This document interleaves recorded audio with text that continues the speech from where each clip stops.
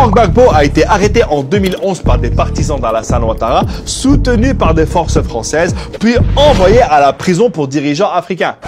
Pardon, petit lapsus, à la Cour pénale internationale. Gbagbo fait alors accuser avec un de ses alliés de crimes de guerre et de crimes contre l'humanité. Donc là, je te parle d'un truc encore plus grave que d'avoir ton téléphone qui fait l'appel à la prière pendant un entretien d'embauche. Mais 10 ans plus tard, ils ont définitivement été acquittés et Ouattara, qui est toujours président, dit à Gbagbo comme si rien ne s'était passé. Allez, reviens. Et sans rancune, hein.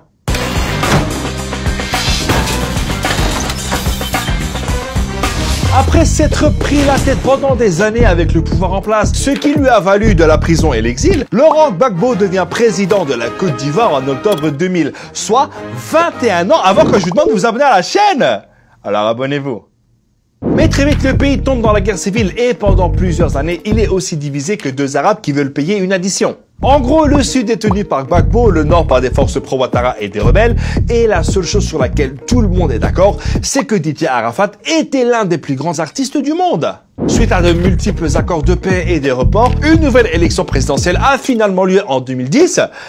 Mais c'est pas parce qu'il y a eu une élection que ça s'est bien passé. T'as la commission électorale qui dit que Ouattara a gagné avec plus de 54%, mais en face, t'as le conseil constitutionnel qui invalide les suffrages du Nord et qui dit que non, c'est Gbagbo qui a gagné avec plus de 51%. Mesdames et messieurs, après plusieurs recomptages, nous pouvons vous affirmer avec certitude que le futur président de la République de Côte d'Ivoire n'est autre que Alassane Gbagbo.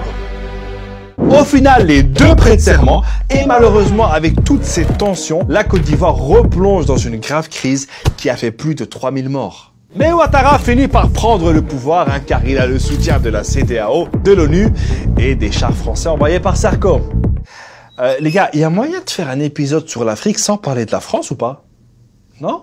D'accord, on continue. Sarkozy s'est comporté comme si la Côte d'Ivoire était un département français en disant que Gbagbo devait partir. Alors que jusqu'à preuve du contraire, Sarkozy n'était pas président de la Côte d'Ivoire. Je veux dire, ça se voit à sa taille, quoi. La suite, on la connaît et après un procès plein de polémiques, la CPI ressort de cette histoire affaiblie et elle avait des arguments tellement faibles que les témoins de la défense de Gbagbo n'ont même pas été entendus. Résultat encore aujourd'hui, ce sont surtout ces mêmes deux hommes qui semblent inévitables sur la scène politique ivoirienne, Gbagbo et Ouattara. Asseyons-nous et discutons. Donc d'un côté, t'as Laurent Gbagbo qui est blanchi de tout ce dont on l'accusait, et de l'autre, t'as Alassane Ouattara qui est toujours président et qui dit à Gbagbo « Mais non, t'inquiète pas, reviens, y a aucun problème. Et tu sais quoi, pour compenser tes 10 ans de galère, on prend en charge les billets. Voilà, ça c'est pour moi. Par contre, pas plus de 20 kilos, hein !» Mais attention, même si Gbagbo peut revenir, il a encore une lourde condamnation qui l'attend au pays. Mais des négociations seraient en cours pour l'amnistier. Et c'est sans oublier son épouse Simone Gbagbo qui est sur place et qui tient le flambeau. Alors, si j'étais Laurent Gbagbo, je regarderais souvent derrière moi si je mettais les pieds à Abidjan. Non pas que je remette en doute la parole d'Alassane Ouattara, mais il a quand même dit en 2020 qu'il n'allait pas se représenter pour un 3e mandat. Et comme dit le proverbe, un dirigeant qui fait plus de mandats que ceux permis par sa constitution, de lui, tu t'éloigneras. C'est bizarre que lorsqu'un dirigeant africain joue avec sa constitution, mais qu'il plaît à certaines puissances, eh bien ça dérange pas trop. Surtout dans les pays francophones où les présidents français finissent étrangement souvent par avoir des ponts ou des boulevards à leur nom. Après, je pense que si Ouattara joue le mec ouvert et gentil, c'est pas un hasard. Il a déçu beaucoup de personnes avec son nouveau gouvernement peu ouvert à l'opposition et Gbagbo a encore beaucoup de soutien au pays. Il est toujours temps de parler.